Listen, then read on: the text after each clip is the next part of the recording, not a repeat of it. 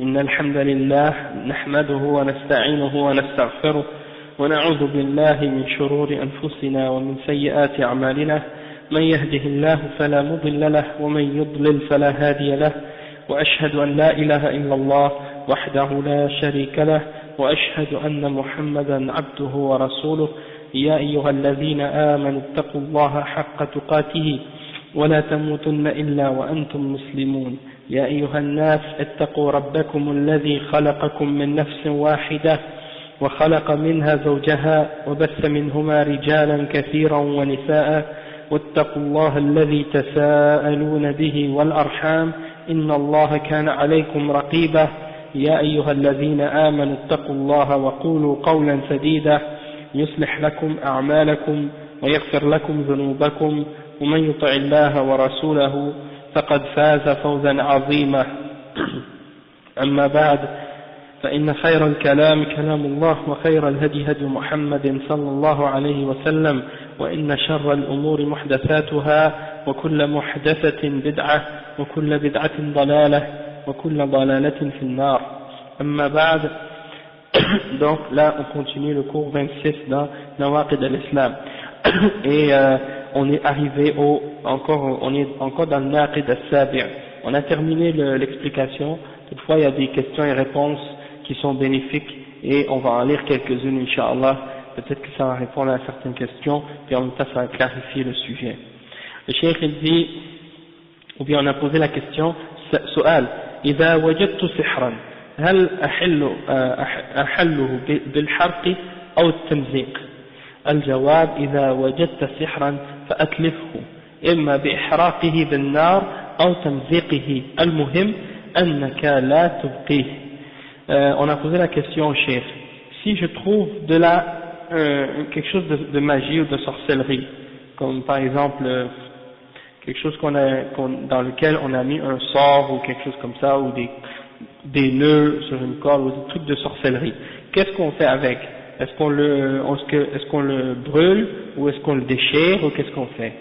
Eh bien le cheikh il répond, il dit, si tu trouves quelque chose de sorcellerie ou quoi, l'important c'est que tu t'en débarrasses, tu le détruis, soit par le feu ou soit en le déchirant. L'important c'est que tu le laisses pas en place, tu le gardes, tu le laisses pas, tu le détruis. Une autre question, يحدث أو يحدث في بعض البلاد أن يقوم شخص في جمع من الناس يعمل استعراضات مثيرة كأن يدخل سيفا أو سكينا في بطنه دون أن يتأثر وغير ذلك من الحركات التي تصدق في حياة الناس العادية، فما حكم الشرع في مثل هذه الأعمال؟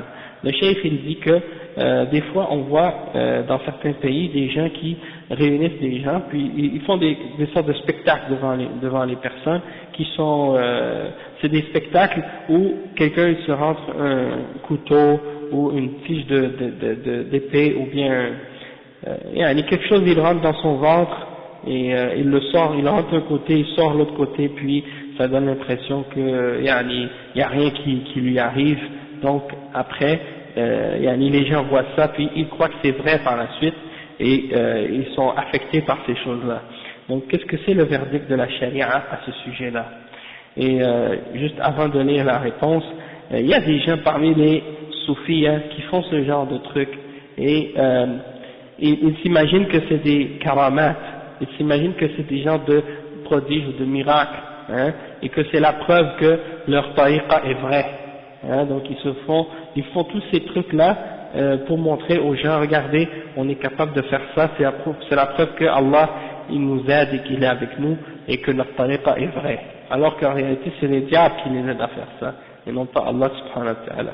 Donc le cheikh il répond à ce sujet-là et il dit هذا مشعوذ وكذاب وعمله هذا من السحر التخييلي وهو من جنس ما ذكره الله عن سحرة فرعون في قوله فإذا حبالهم وعصيهم يخيل إليه من سحرهم أنها تسعى، وفي قوله تعالى فلما ألقوا سحروا أعين الناس واسترهبوهم، وهؤلاء يستعملون ما يسمى بالقمرة وهي التخييل للناس خلاف الحقيقة، أو يعملون شيئا من الحيل الخفية التي تظهر للناس كأنها حقيقة وهي كذب، بأن يظهر للناس أنه يطعن نفسه أو أنه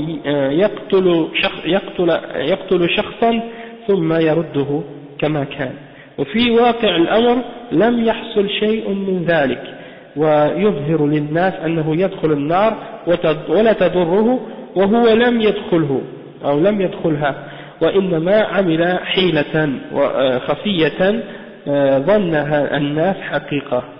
ولا يجوز السماح لهؤلاء بمزاولة هذا الباطل والتدجيل على المسلمين بحيلهم الباطلة، لأن هذا يؤثر على العوام.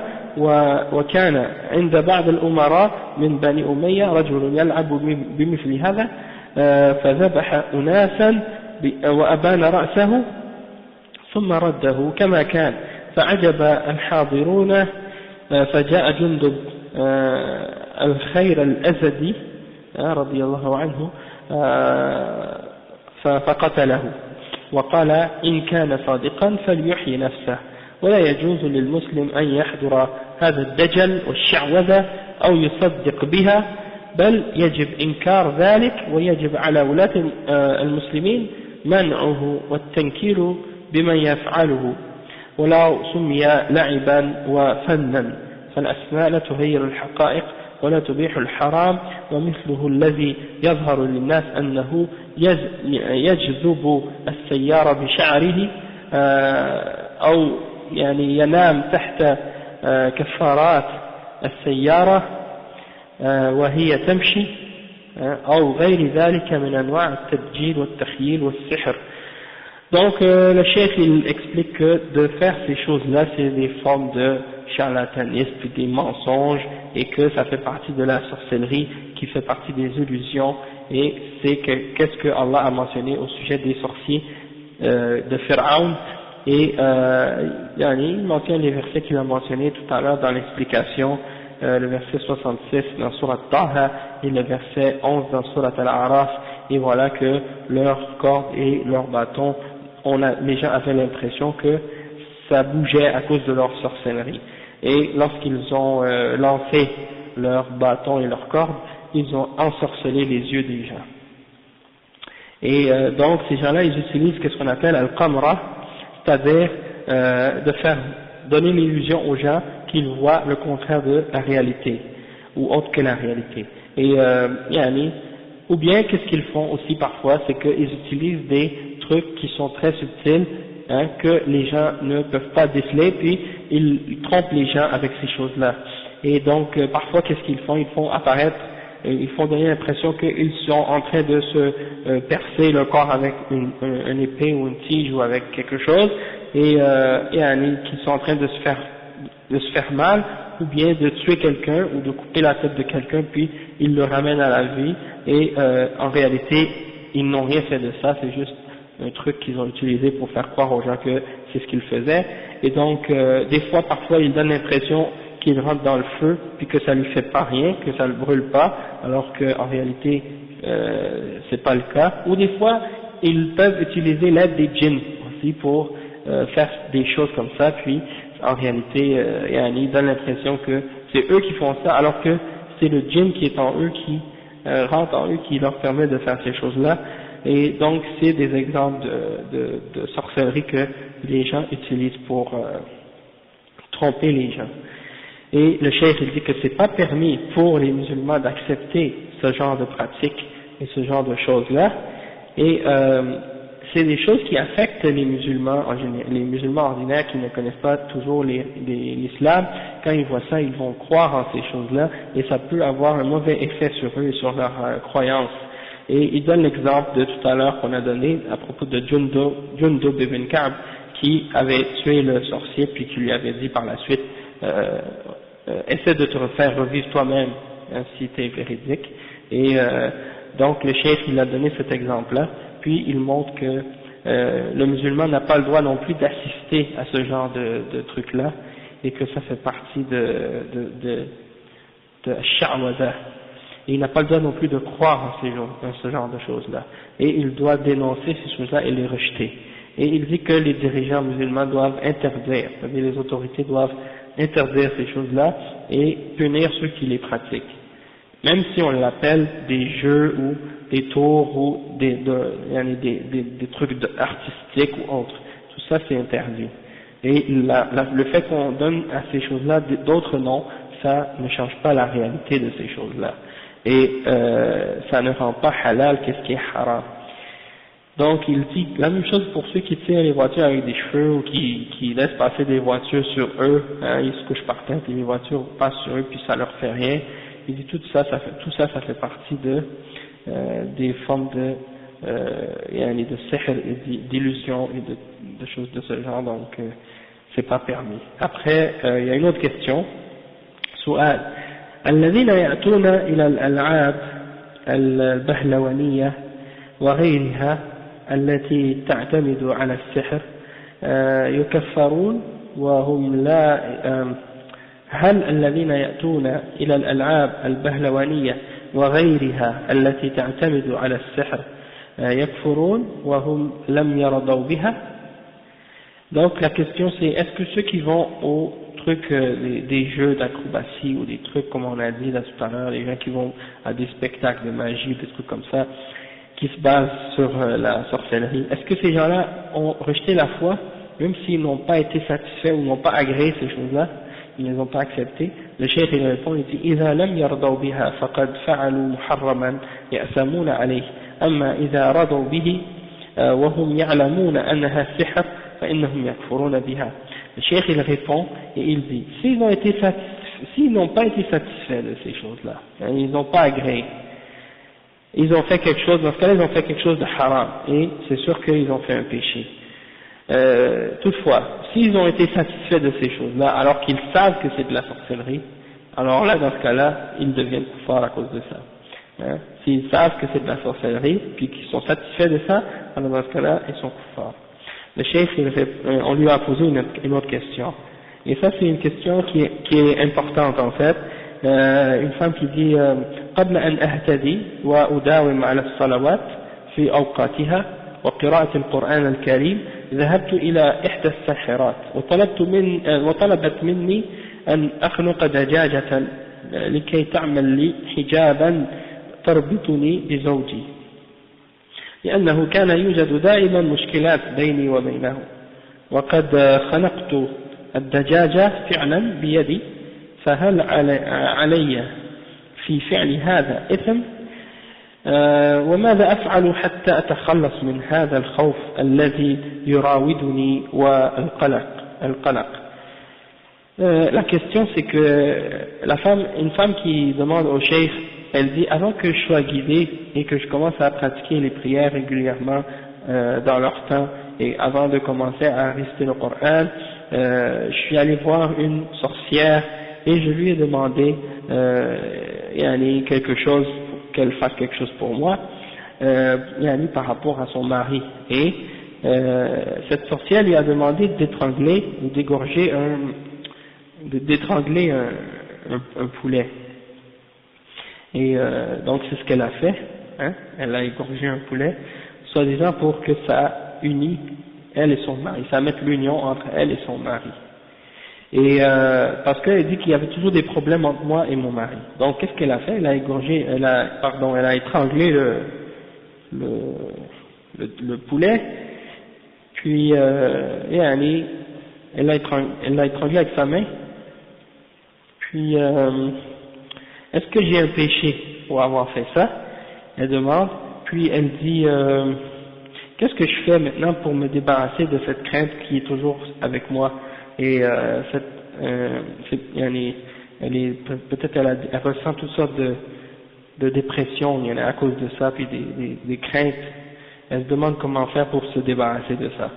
Donc le cheikh il répond, il dit أولا الذهاب إلى الساحرات حرام شديد التحريم لأن السحر كفر وإضرار بعباد الله عز وجل فالذهاب إليهم جريمة كبرى وما ذكرت أنك خنقت الدجاجة جريمة أخرى لأن هذا فيه تعذيب للحيوان وقتل للحيوان بغير حق وتقرب إلى غير الله بهذا العمل فيكون شركا. ولكن ما دمت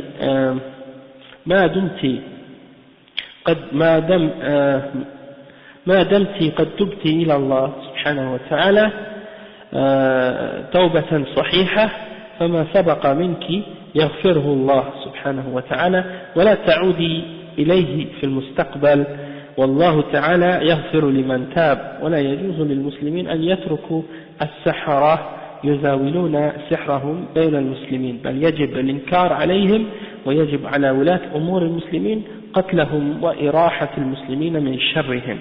Le cheikh il répond et il dit premièrement il faut savoir que c'est interdit d'aller voir les sorciers et les sorcières, ça c'est premièrement, et c'est un haram qui est très très grave, c'est quelque chose de haram et que c'est une forme de kufr parce que la sorcellerie c'est kufr et c'est de faire du tort aux serviteurs d'Allah subhanahu wa ta'ala. Et il dit que d'aller voir un sorcier ou une sorcière c'est un crime majeur, un grand crime. Et il dit à la femme que ce qu'elle a mentionné, il dit ce que tu mentionnes du fait que tu as étranglé un poulet, il dit ça c'est un autre crime parce que tu as torturé un animal et ça c'est haram dans l'islam. Et même on voit que par exemple dans les trucs de sorcellerie en Haïti, qu'est-ce qu'ils font les vaudous? Dans les vaudouisants, quand ils veulent tuer le poulet, ils le prennent puis ils prennent sa tête, puis ils font tourner son corps comme ça, sur lui-même, puis ils lui arrachent la tête. Donc ça c'est une forme de torture envers les animaux, et ça en soi-même c'est interdit. Et le prophète sallallahu alayhi wa sallam, il a dit وَإِذَا قَتَلْتُمْ فَأَحْسِنُوا الْقِتْلَةَ وَإِذَا ذَبَحْتُمْ فَأَحْسِنُوا الذِّبْحَةَ وَلْيُرِحْ أَحَدَكُمْ ذَبِيحَتَهُ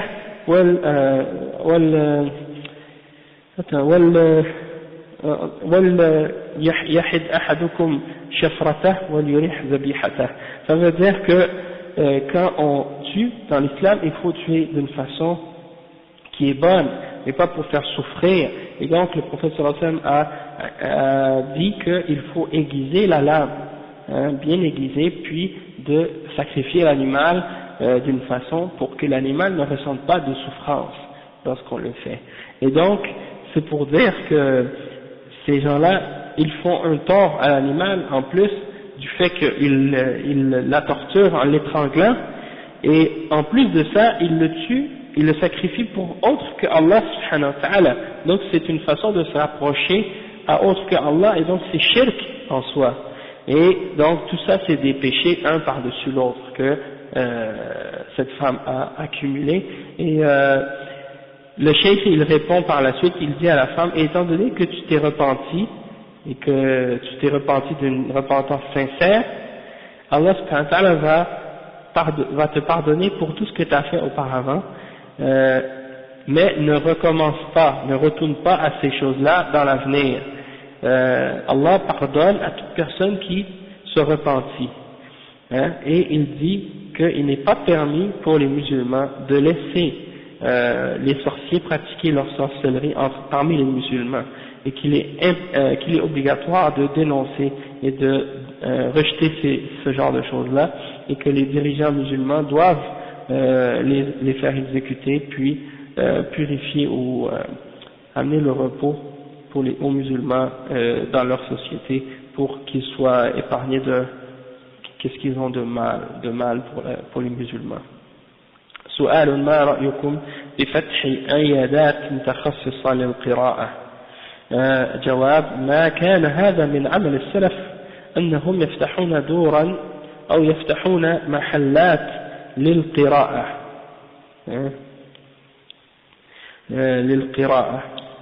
والتوسع في هذا يحدث شرا ويدخل فيه من لا يحسن، لأن الناس يجرون وراء الطمع ويريدون أن يجلبوا الناس إليهم ولو بعمل أشياء محرمة.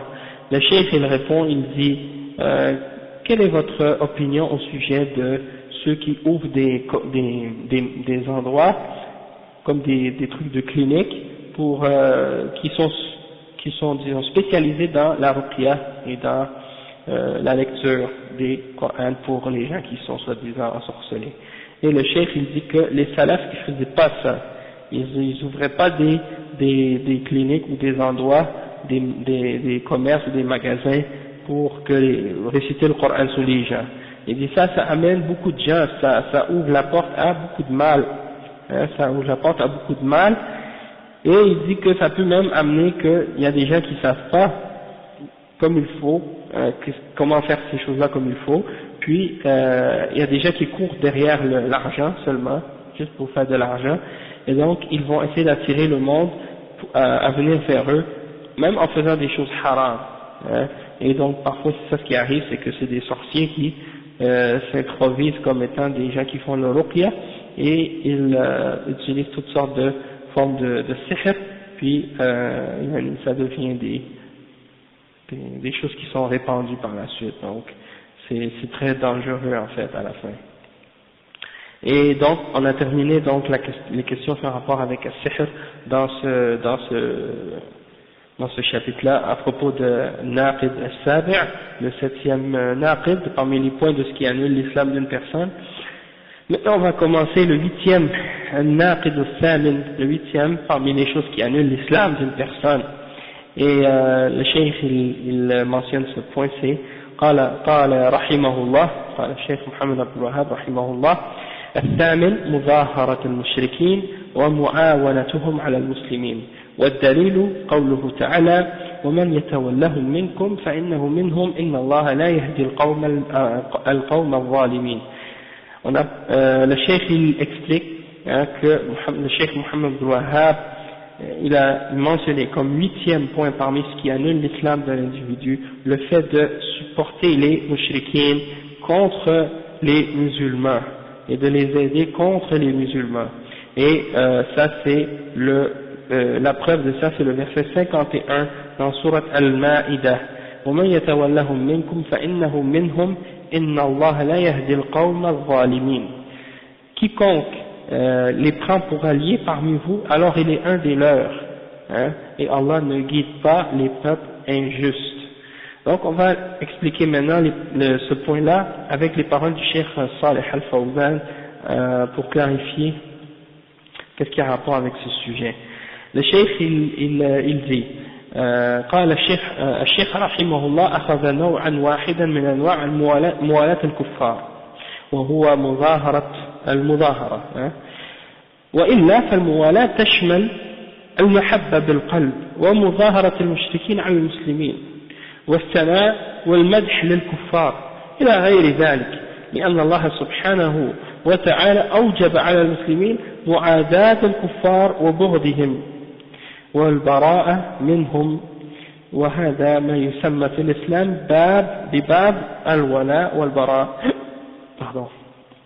Donc le cheikh explique que le cheikh Mohammed Abdul Wahhab a choisi une catégorie parmi les catégories de ce qu'on appelle muwalat al-kuffar, le fait de prendre pour allier les kuffars, parce que sinon il y a plusieurs catégories. Là il a mentionné une d'entre les catégories de muwalat, c'est-à-dire al-muzahara, c'est-à-dire de donner le support aux mushrikines contre les musulmans.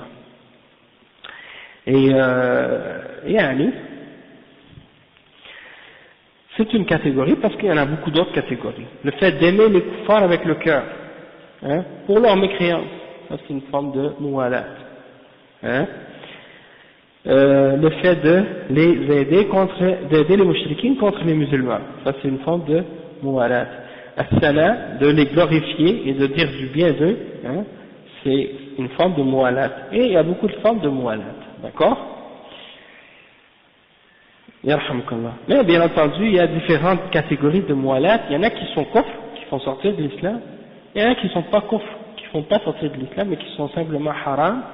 Et il y a des choses qui ont rapport avec le fait qu'on ait des interactions avec les kuffars qui ne font pas du tout partie de al-muwalat et qui sont permises. Hein. Et ça, il faut distinguer entre ces catégories-là pour pas tomber dans des extrémismes. Hein. Ni dans un côté de l'extrémisme, ceux qui exagèrent et qui veulent dire qu'on ne peut pas avoir aucun rapport avec les kuffars et les mushrikines, et l'autre extrême de ceux qui disent non, on est tous des frères, puis il n'y a pas de différence entre le musulman et le kafir, etc. C'est l'autre extrême. On a parlé de ça quand on a parlé du troisième naqid. Ok, mais le cheikh dans ce point-là, il répète certains points, encore une fois, puis on va voir un petit peu de quoi il s'agit. Le cheikh il dit donc que ça fait partie du fait que Allah subhanahu wa ta'ala a ordonné aux musulmans de s'opposer aux kuffars et de les détester, hein, et de se désavouer d'eux à cause de leur mécréance, hein, et il a appelé, ça s'appelle al-wala wal-bara. Al-wala wal-bara, c'est le chapitre qu'on appelle dans l'islam al-wala wal-bara, c'est-à-dire al-wala d'aimer, de se rapprocher, de s'allier, et al-bara c'est de détester, de se désavouer, de se séparer et de s'éloigner. Ça c'est ce chapitre-là. Et c'est très important parce que ça a un rapport avec l'islam, avec les fondements de l'islam, avec les fondements du tawhid. Ok? Comme on a déjà parlé de ça dans le troisième point.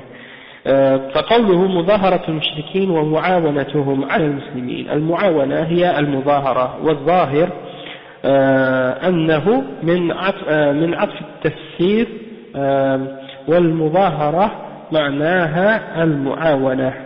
Donc le chef explique que al-mudahara, ça veut dire l'aide, d'aider, de supporter, de venir en aide. Ok, et il dit ثم استدل رحمه الله بالآية يا أيها الذين آمنوا لا تتخذوا اليهود والنصارى أولياء بعضهم أولياء بعض ومن يتولهم منكم فإنه منهم إن الله لا يهدي القوم الظالمين. فقوله تعالى ومن يتولهم منكم فإنه منهم دليل على كفر من فعل ذلك، لأن ظاهر قوله تعالى فإنه منهم أي فهو مثلهم في الكفر. وهذا وجه الاستدلال أو وجه استدلال الشيخ رحمه الله. Le cheikh dit, puis le cheikh a mentionné comme preuve le verset 51 dans Surat Al-Ma'ida: ô vous qui avez cru, ne prenez pas les juifs et les chrétiens pour alliés, ils sont certes alliés les uns des autres, et quiconque d'entre vous les prend pour alliés, alors il est un des leurs, et Allah ne guide pas, certes, les peuples injustes, le peuple injuste. فقوله donc, la parole d'Allah subhanahu wa ta'ala quand il dit et quiconque les prend pour alliés parmi vous et un des leurs, il y a la preuve que c'est kufr, que celui qui fait ça, il a fait quelque chose qui est kufr, et en apparence donc en apparence on voit que le sens apparent du verset فإنه منهم, c'est-à-dire il est un des leurs, implique qu'il est comme eux dans le kufr, et ça c'est la preuve que le cheikh a voulu, c'est ça que le cheikh a mentionné comme preuve à ce sujet-là. Ensuite il dit وقد ذكرنا أن الموالاة أقسام، الموالاة أقسام منها المحبة في القلوب ولو لم يظاهرهم، ومنها المظاهرة والمعاونة والمناصرة ولو لم يحبهم، ومنها مدحهم ومدح دينهم والثناء عليهم، كل هذا يدخل في الموالاة. ومن يتولهم فإنه ومن يتولهم منكم فإنه منهم، ومن يتولهم منكم فإنه منهم. يتولهم بالمحبة أو يتولهم بالمناصرة والمعاونة على المسلمين، أو يتولهم بالثناء عليهم ومدح ما هم عليه. فالآية عامة. Ok, le cheikh il dit que donc, comme on a mentionné, il y a plusieurs catégories de mualat. Il y en a qui sont, comme par exemple les catégories comme le fait de les aimer avec le cœur. Même si tu leur viens pas en aide, le fait que tu les aimes avec le cœur, ça c'est suffisant en soi pour être une forme de mualat. Et un autre exemple, c'est le fait de leur venir en aide et de les aider et de les supporter, même si tu les aimes pas. Hein. Et également le fait de les glorifier à cause de leur religion et de leur faire des éloges, hein, de leur faire des éloges par rapport à leur religion, ou de les aimer. Quand on a dit de les aimer, ça veut dire quoi? Ça veut dire de les aimer par rapport à leur croyance, par rapport à leur religion. Tu les aimes à cause de leur croyance. Tu les aimes par rapport à leur kufr, tu les aimes par rapport à leur shirk, tu les aimes parce qu'ils sont kuffars, parce qu'ils sont mushrikins. Ça te fait sortir de l'islam. Hein. Même si tu les as pas supportés. Hein. Et de les glorifier à cause de leur mécréance, de leur shirk. Ça aussi c'est une forme de mu'alat qui te fait sortir de l'islam. Donc, tout ça, ça rentre dans le verset وَمَنْ يَتَوَلَّهُمْ مِنْكُمْ فَإِنَّهُ مِنْهُمْ. Donc, quiconque il les aime et il leur vient en aide contre les musulmans et et qu'il leur fait des éloges et qu'il les glorifie à cause de leur mécréance et tout ça, donc quelqu'un qui fait ça, il rentre dans ce verset-là. ومظاهرة الكفار على المسلمين تحتها أقسام. Le fait de venir en aide aux kuffars contre les musulmans, il y a différentes catégories. Et chaque catégorie, elle a son verdict dans la charia de l'islam. C'est pas tout le monde qui sont dans le même paquet ou dans le même panier. Il y a des cas différents, il y a des verdicts différents dans la charia selon chaque catégorie. القسم الأول مظاهرتهم ومعاونتهم على المسلمين مع محبة ما هم عليه من الكفر والشرك والضلال، فهذا القسم لا شك أنه كفر أكبر مخرج من الملة، فمن ظاهرهم وأعانهم وساعدهم على المسلمين مع محبة دينهم وما هم عليه والرضا عنهم وهو مختار غير مكره فإنه يكون كفرا أكبر مخرج من الملة على ظاهر قوله تعالى فإنه منهم. La première catégorie, c'est ceux qui supportent et aident les mushrikines avec son amour pour eux par rapport à leur mécréance et leur shirk et leur égarement. C'est-à-dire, ils supportent les kuffars et les mushrikines et ils aiment leur mécréance et leur égarement et leur shirk. Alors, cette catégorie-là, il n'y a aucun doute que ce sont des kuffars et que leur kufr est un kufr majeur qui les fait sortir de la religion musulmane. Et quiconque leur vient en aide, et les supporte et les aide contre les musulmans, en plus de les aimer pour leur religion, en plus d'aimer leur religion, alors et qu'il aime ceux qu'ils suivent de mécréance et qu'il est satisfait de cette mécréance et de ce shirk, alors qu'il n'est pas contraint, il fait ça de son propre choix, il n'est pas contraint de les aider, alors dans ce cas-là il est mécréant et sa mécréance est majeure et il a sorti de la religion. Et ça c'est en apparence, le sens apparent de la parole d'Allah subhanahu wa ta'ala quand il dit et celui qui fait ça il est un des leurs. Ok. القسم الثاني أن يعاونهم على المسلمين لا مختارا ولا يحبهم بل يكرهونه، أن يعاونهم على المسلمين لا مختارا وهو لا يحبهم بل يكرهونه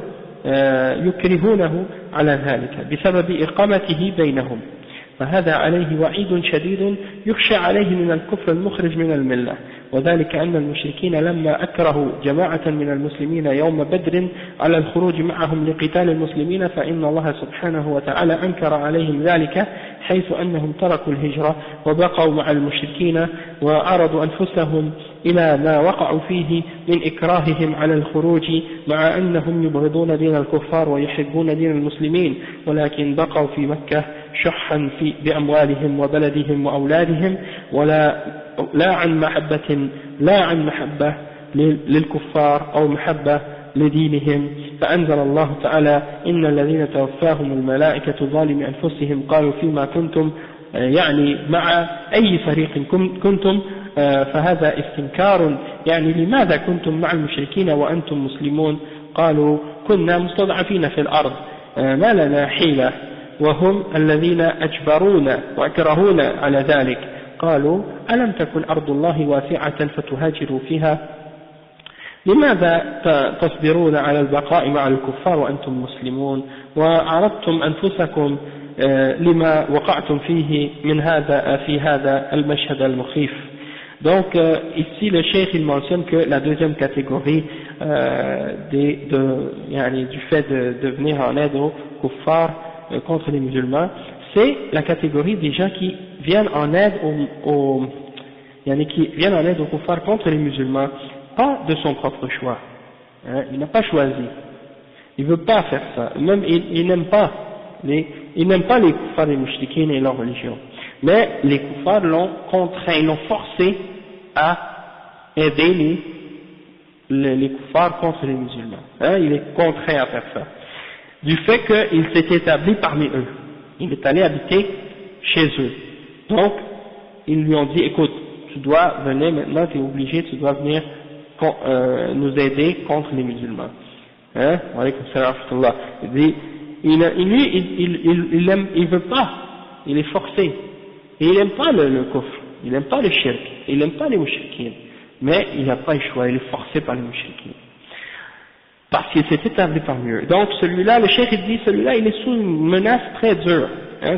Il est sous une menace sévère.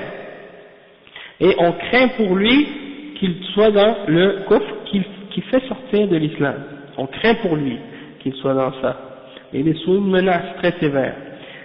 Et l'explication de ça, c'est que il y avait un groupe des musulmans à l'époque du prophète sallallahu alayhi wa sallam qui avait été contraints par les mouchriquines de participer à la bataille de Badr contre les musulmans. Ok? À l'époque du prophète sallallahu alayhi wa sallam, les mouchriquines ont dit à un groupe de musulmans qui étaient à Mecca, qui n'avaient pas fait le hijra, venez avec nous pour combattre les musulmans. Et ils étaient contraints, ils n'avaient pas le choix. Hein? Donc, ils sont sortis avec les mouchriquines pour combattre les musulmans. Alors Allah subhanahu wa ta'ala a réprimandé ces musulmans-là du fait qu'ils avaient abandonné la hijra. Ils avaient abandonné la hijra. Et ils étaient restés avec les mouchriquines, et donc ils se sont, disons, mis dans l'embarras et dans la situation où ils ont été contraints à sortir avec les mouchriquines contre les musulmans alors qu'ils détestent la religion des kuffars et qu'ils aiment les musulmans.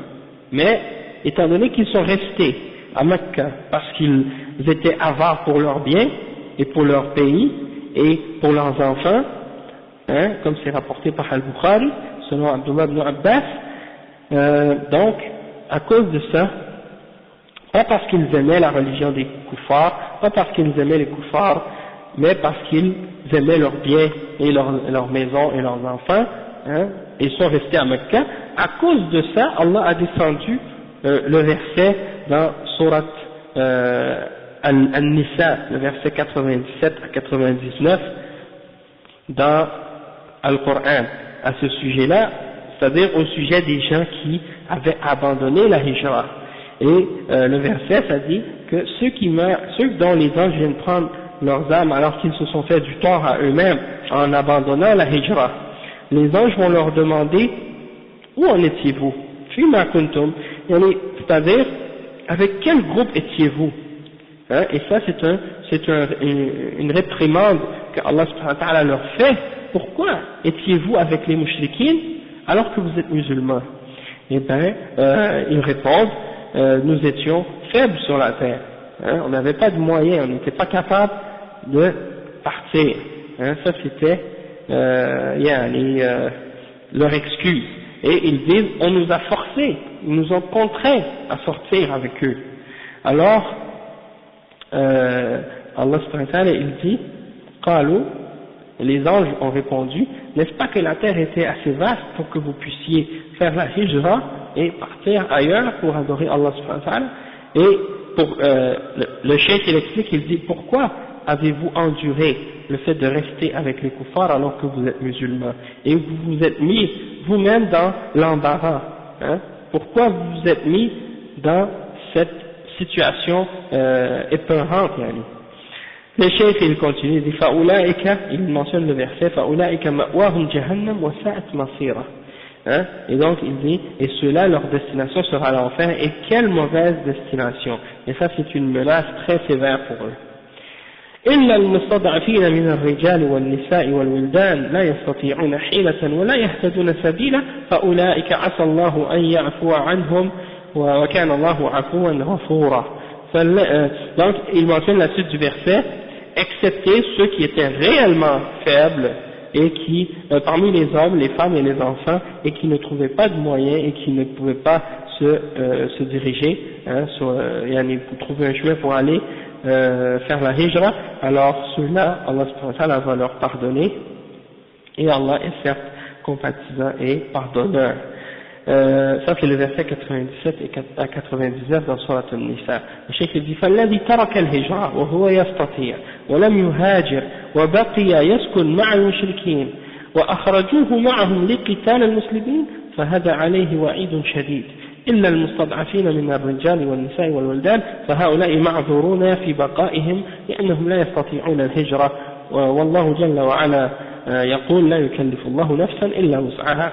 Donc le cheikh dit quiconque a abandonné la hijra alors qu'il est capable de la faire et qui n'a pas fait la hijra, n'a pas quitté le pays des kuffars pour aller vivre avec les musulmans et qui est resté avec les mouchriquins, et que les mouchriquins l'ont forcé à sortir pour combattre les musulmans, alors il est sous une sévère menace, excepté ceux parmi les musulmans qui sont vraiment faibles, parmi les hommes, les femmes et les enfants. Alors ceux-là sont excusés du fait qu'ils restent parmi les mouchriquins et les kuffars parce qu'ils ne sont pas capables de faire la hijra. Et Allah, Jalla wa Ala, il ne met pas sur une âme une charge qui est plus lourde que ce qu'elle peut porter. Donc ça c'est l'explication à propos de cette deuxième catégorie-là. Al-Qism al-Thalith, la troisième catégorie, من يعين الكفار على المسلمين وهو مختار غير مكره مع بغضه لدين الكفار وعدم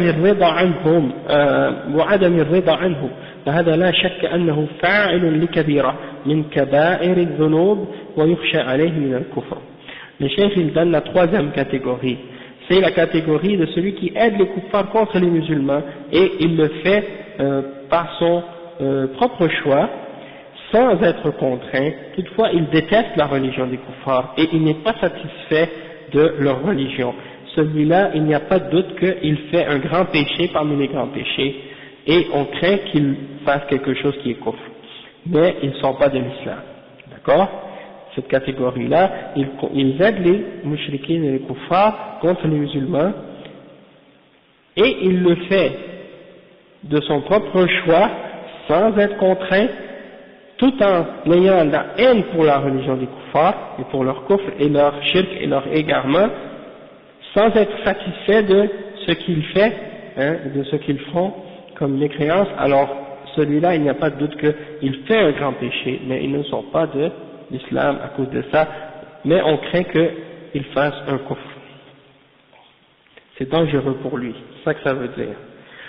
Al-Qism al-Rabi' من يعين الكفار على الكفار الذين لهم عهد عند المسلمين فهذا حرام لا يجوز لأنه نقض لعهد المسلمين فالكفار المعاهدون لا يجوز لجميع المسلمين قتالهم وفاء بالعهد الذي بينهم وبين المسلمين والذي يعين من قتلهم من الكفار فهذا يكون نقضا لعهد المسلمين ويكون غدرا بذمة المسلمين. قال صلى الله عليه وسلم من قتل معاهدا لم يرح رائحة الجنة أخرجه البخاري. وإذا كان الله عز وجل قد نهى المسلمين عن مناصرة المسلمين على الكفار إذا كان للكفار عهد عند المسلمين فكيف بمن ظاهر الكفار على نقض عهد المسلمين؟ قال الله تعالى وإن استنصروكم في الدين فعليكم النصر إلا على قوم بينكم وبينهم ميثاق فإذا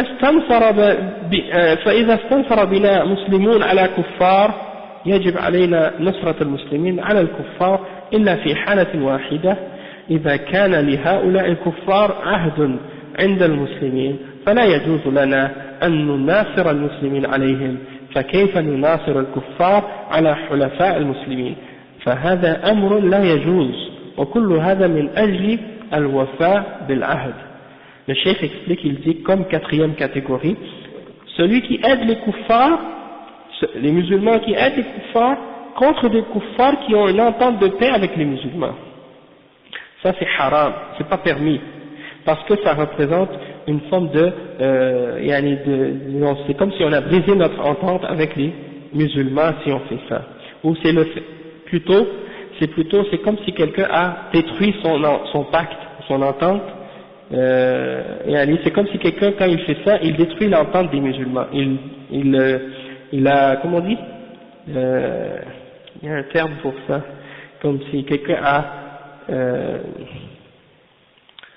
brisé ou, pardon, brisé, ouais. C'est comme s'il a brisé le pacte que les musulmans ont pris. Ouais, il a rompu. C'est ça. Rompu. C'est comme s'ils ont rompu le pacte des musulmans. Hein? Donc ça, c'est une forme de trahison. Donc si il y a des koufars qui veulent combattre d'autres koufars, et que c'est les koufars, les premiers koufars, on va dire qu'il y a un groupe de koufars X, ok, qui veulent combattre un autre groupe de koufars Y. Maintenant, le groupe Y, il a une entente de paix avec les musulmans. Hein? Donc, tu n'as pas le droit d'aider le groupe X contre le groupe Y, parce que le groupe Y, il a une entente de paix avec les musulmans. Si tu aides Y, hein, si tu aides, pardon, X contre Y, ça veut dire qu'en réalité, tu as brisé le pacte des musulmans. Ok? Et ça, c'est une forme de trahison. Donc, le cheikh, il dit que ça, c'est haram. Parce que les koufars qui ont une entente de paix avec les musulmans, il est interdit pour tous les musulmans de les combattre. Hein, et ils doivent respecter leur entente qu'ils ont entre eux et les musulmans. Et donc, celui qui aide ces groupes-là, ou ces koufars contre les autres koufars qui ont une entente avec les musulmans, il a brisé l'entente des musulmans. Et il a donc trahi la protection des musulmans et la parole des musulmans.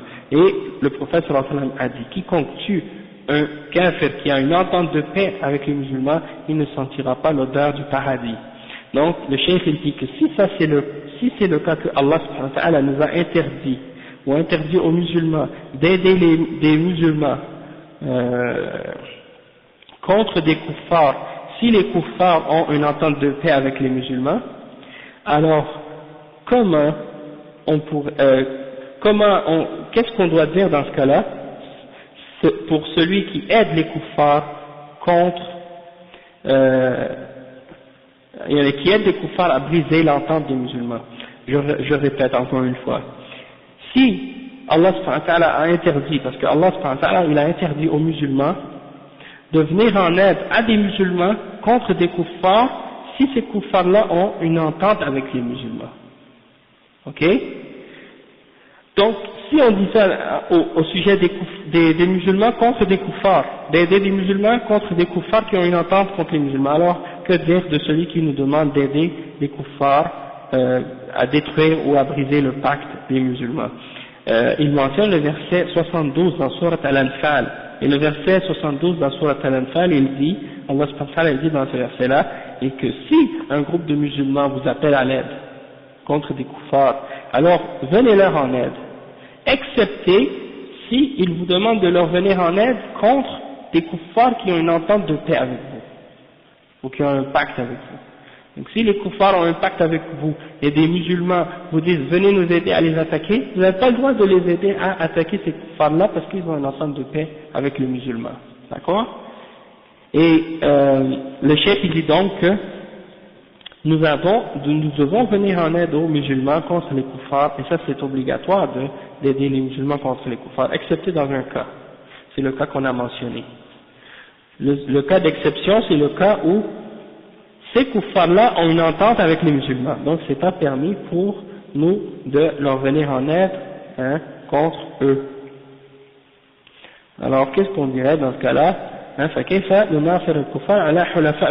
Donc comment venir en aide à des koufars contre des gens qui ont une entente avec les musulmans parmi les koufars? Donc ça c'est une chose qui n'est pas permise, et tout ça c'est dans le but de garder notre parole et notre entente. Et ça nous montre à quel point l'islam met de l'importance au sujet de garder notre parole et garder notre entente. Aujourd'hui, c'est rendu que plus personne ne respecte sa parole. Et c'est comme si on dirait que pour certains musulmans, le fait d'avoir une parole, c'est quelque chose qui n'est pas important dans l'islam. C'est comme si on dirait que notre parole n'a plus aucune importance, plus aucune valeur. Pour certains musulmans, c'est devenu comme ça. Et maintenant c'est quelque chose qui est devenu, disons, accepté maintenant chez certains kuffars même chez les musulmans entre eux, que la parole du musulman elle n'a pas de valeur. Quand un musulman donne sa parole, il y en a souvent ils disent, ah, c'est des menteurs. Il y en a qui vont même penser que certains musulmans c'est des menteurs. Là, ceux-là ils mentent tout le temps ou des trucs comme ça. Donc ça c'est parce qu'on a perdu disons le sens de l'importance de l'entente et de notre parole et de notre entente et de notre parole. La parole même chez les Arabes avant l'islam, dans la Jahiliya, c'était quelque chose de sacré, la parole. Si un Arabe disait à quelqu'un je veux faire ça, il doit le faire. Et pour eux c'était la honte s'il ne respecte pas sa parole. C'était considéré comme il perd toute sa valeur, tout son honneur s'il ne respecte pas sa parole. Donc l'islam il est venu, puis il a renforcé cette valeur-là, cette idée-là, de l'importance de respecter sa parole. Maintenant, c'est rendu comme si le contraire, que les musulmans trichent, il y a des musulmans qui trichent, il y a des musulmans qui volent, il y a des musulmans qui mentent tout le temps, il y a des musulmans qui font des fausses déclarations. Plein de trucs de ce genre. Il s'est rendu que les gens prennent ça à la légère. Et ils s'imaginent que, parce que c'est vis-à-vis des non-musulmans, vis-à-vis des kuffars, que ça c'est correct. Parce que c'est des kuffars. On a le droit de leur mentir. On a le droit de les trahir. Et ça c'est tout à fait faux. L'islam nous a enseigné de respecter notre parole, même contre des kuffars. Et le prophète sallallahu alayhi wa sallam, il était connu comme étant quelqu'un qui respecte sa parole. Et même les kuffars avaient du respect pour les musulmans à cause de ça. Les kuffars avaient du respect pour les musulmans à cause de ça. Quand le musulman il disait, ça y est, vous avez notre parole, pour eux c'était comme, ah, c'est notre ennemi, mais c'est un ennemi qui, les kuffars ils disaient, les musulmans sont nos ennemis, c'est un ennemi à qui on peut faire confiance. Parce que c'est un ennemi qui respecte sa parole. Tandis qu'aujourd'hui, on a perdu cette valeur-là malheureusement, ou pas tous, mais beaucoup de musulmans ont perdu cette caractéristique-là. Donc c'est quelque chose qu'on doit travailler pour faire redonner à ce principe-là de l'islam toute sa valeur, Inch'Allah, en travaillant sur nous-mêmes, puis en essayant de faire comprendre aux musulmans l'importance d'être véridique et d'être sincère et de respecter sa parole. القسم الخامس, la cinquième catégorie, هو مودة الكفار ومحبتهم, يعني من غير إعانة لهم على المسلمين. هذا نهى الله عنه ونفى عن صاحبه الإيمان.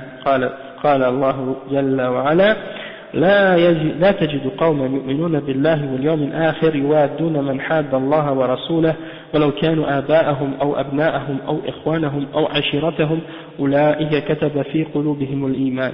وكان juste avant d'expliquer ça, le point quand on a mentionné le point numéro 3, ou l'exemple, la catégorie numéro 3, les gens qui aident les kuffars contre les musulmans qui aident les kuffars contre les musulmans de leur propre gré, alors qu'ils détestent les kuffars, les mouchriquins, et qu'ils n'est pas satisfait de leur religion, et qu'il n'est pas kafir. La preuve de ça, c'est l'exemple de Hatib ibn, j'ai oublié son nom. En tout cas, Hatib, il a envoyé une lettre aux mouchriquins de Mecca pour leur dire que le prophète sallallahu alayhi wa sallam allait les attaquer, allait venir prendre la Mecque. Et le prophète sallallahu alayhi wa sallam a fait venir Hatib et il lui a dit: oh Hatib, pourquoi tu as fait ça? Et Hatib a dit: oh messager d'Allah, j'ai pas fait ça parce que j'aime les mouchriquines et que je voulais quitter l'islam, mais je sais que les sahaba, ils ont des gens à Mecca qui protègent leurs biens et leurs demeures, et moi j'ai personne à Mecca pour protéger mes biens et ma famille, donc je cherchais en faisant ça à avoir quelqu'un qui va protéger mes intérêts à Mecca. Donc il a fait ça uniquement pour la dunya, pas parce qu'il aime le kufr ou le shirk et les mouchriquines. Et le prophète sallallahu alayhi wa sallam il a dit vrai, et à cause de ça, il a accepté son excuse, parce que ce qu'il a fait, il y avait deux possibilités. soit qu'il fait ça parce qu'il déteste l'islam et parce qu'il aime les mouchriquins et qu'il veut aider les mouchriquins contre l'islam, ou soit qu'il fait ça pour quelque chose de la dunya, hein, et non pas parce qu'il aime les kuffars et les mouchriquins et la religion. Et il a expliqué sa raison, il a donné une explication, et le prophète sallallahu alayhi wa sallam a vu que ça faisait du sens et que c'était acceptable comme excuse, et donc il a accepté cette excuse-là de sa part.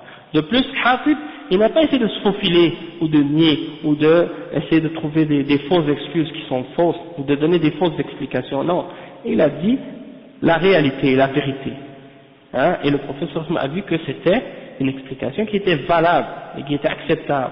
Et donc il lui a dit, d'accord, tu as dit vrai, et il l'a laissé en liberté. Et donc ça c'est la preuve que d'aider les kuffars, les kuffars contre les musulmans, sans que ce soit pour leur religion, ou par amour pour leur kufr, leur shirk, ou leur égarement, ça ne fait pas sortir quelqu'un de l'islam. Ça c'est important bien de comprendre ça. Il fallait que je mentionne ça parce que il y a beaucoup de gens aujourd'hui, ils font le takfir sans même avoir compris les détails et les nuances qui existent dans les différentes questions, et puis ils se précipitent à dire, ah, tel pays, il a fait ça, il a fait ça, il a fait ça, donc c'est des kuffars. Ils font 1 plus 1 égale 2, puis ils savent pas que c'est pas aussi simple que ça. Il y a beaucoup de détails à prendre en considération avant de juger de cette façon aussi simpliste. Donc le cheikh dit al-qism al-khamis wa huwa مودة الكفار ومحبتهم من غير إعانة لهم على المسلمين وهذا نهى الله عنه ونفى عن صاحبه الإيمان. قال جل وعلا لا تجد قوما يؤمنون بالله واليوم الآخر يوادون من حاد الله ورسوله ولو كانوا آباءهم أو أبناءهم أو إخوانهم أو عشيرتهم أولئك كتب في قلوبهم الإيمان. وقال تعالى وما كان استغفار إبراهيم لأبيه إلا عن موعدة وعدها إياه فلما تبين له أنه عدو لله تبرأ منه إن إبراهيم لأواه حليم.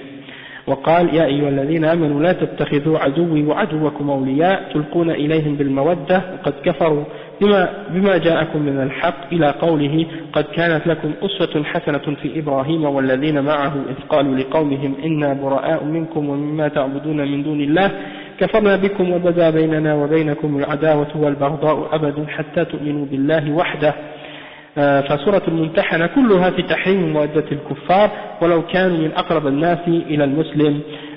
وختمها بقوله يا أيها الذين آمنوا لا تتولوا قوما غضب الله عليهم قد يئسوا من الآخرة كما يئس الكفار من أصحاب القبور.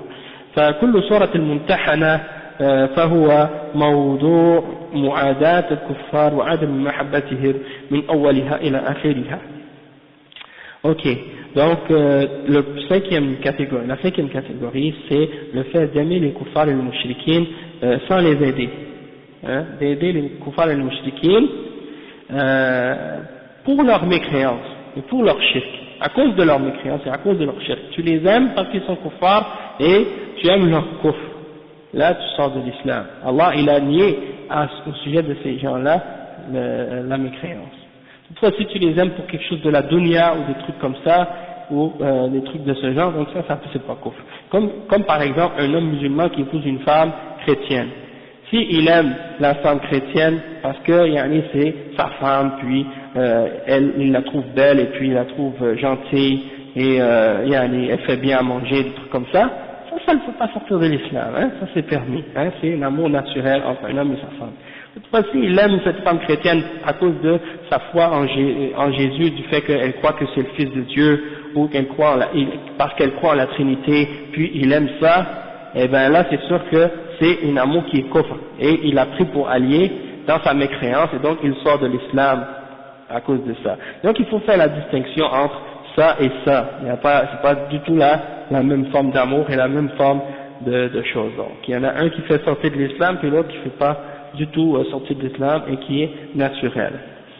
Ou bien quelqu'un qui aime son père, qui est mécréant, parce que c'est son père, parce qu'il s'est bien occupé de lui quand il était petit, puis il lui a donné tout ce qu'il a besoin, donc il a cet amour, cette affection-là pour son père, qui est naturel, et l'autre qui aime son père parce que c'est un kafir mushrik et il aime sa mécréance, par exemple, il croit en je sais pas moi, l'hindouisme ou le judaïsme et il est d'accord avec sa religion, hein, et ben là c'est parce qu'il aime le kufr, et donc dans ce cas-là, il a pris son père pour allier dans la mécréance, donc il sort de l'islam à cause de ça. Et le cheikh il mentionne les versets qui ont rapport avec ce sujet-là dans le Coran, qui sont les versets de Al-Wala wal-Bara. On les a mentionnés au chapitre, dans le point numéro 3, donc on va pas les retraduire encore une fois, c'est juste pour vous faire savoir en fait, je vais juste mentionner les numéros des versets. C'est le verset 22 dans Al-Mujadala, le verset 13 dans Surat At-Tawbah, et toute la Surah Al-Mumtahana, en fait il mentionne de 1 à 4, puis le cheikh il dit que la Surah Al-Mumtahana au complet, du début jusqu'à la fin, elle traite du sujet du fait d'aimer et de détester pour Allah subhanahu wa ta'ala et de Al-Wala wal-Bara en général. Donc vous pouvez y retourner si vous voulez les détails à ce sujet-là. Puis donc on va s'arrêter ici, hein, pour maintenant. Puis Inch'Allah on continuera, si vous voulez, on continue après le Maghrib, ou bien demain après le Maghrib. Qu'est-ce que vous préférez? Laisser aujourd'hui, continuer demain après le Maghrib, faire après l'Asr et après le Maghrib, ou bien maintenant, puis demain on finit juste entre Asr et Maghrib. C'est-à-dire, soit qu'on fait la prolongation aujourd'hui entre Maghrib et Isha aujourd'hui, ou bien on le laisse pour demain. Demain, faire Inch'Allah. Donc on va le laisser pour demain, puis donc on continuera demain à partir du point où on est rendu maintenant. Subhanakallah wa bihamdika ashhadu an la ilaha illa ant astaghfiruka wa atubu ilayk.